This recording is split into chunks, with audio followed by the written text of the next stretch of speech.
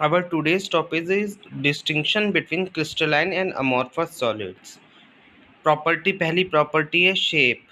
Crystalline solids कैसे होते हैं? Definite characteristic and geometrical shape. एक डेफिनेट शेप होती है इनकी।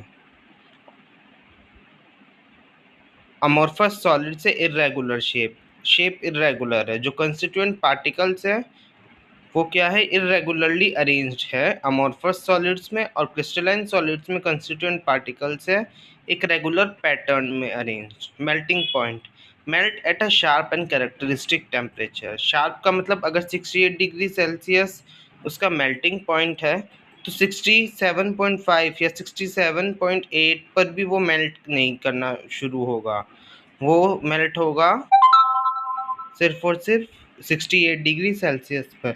अमॉर्फस सॉलिड्स में gradually soften over a range of temperature. Cleavage property.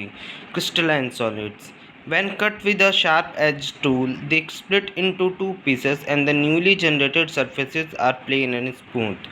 जब एक शार्प एजेड टूल से हम कट करते क्रिस्टलाइन सॉलिड्स को दो टुकड़ों में, दो हिस्सों में, तो जो नए सरफेसेस बने हैं, आए हैं, वो क्या होते हैं? प्लेन और स्मूथ। और amorphous solids में when cut with a sharp edge tool they cut into two pieces with irregular surfaces. amorphous solids में जब हम sharp edge tool के साथ क्या है, amorphous solid को अगर हम कट करते हैं तो irregular surface आते हैं। heat of fusion, they have a definite and characteristic heat of fusion. definite का मतलब है crystalline solids के पास अपनी एक आइडेंटिटी है, कैरेक्टरिस्टिक है, डेफिनेट है कि यही है, हीट ऑफ फ्यूजन है। अमॉर्फस में they do not have a definite heat of fusion. Isotropy में crystalline solids and isotropic in nature और amorphous solids are isotropic in nature. Nature है क्रिस्टलाइन सॉलिड्स का ट्रू सॉलिड्स, अमॉर्फस सॉलिड्स का pseudo solids और supercooled liquids.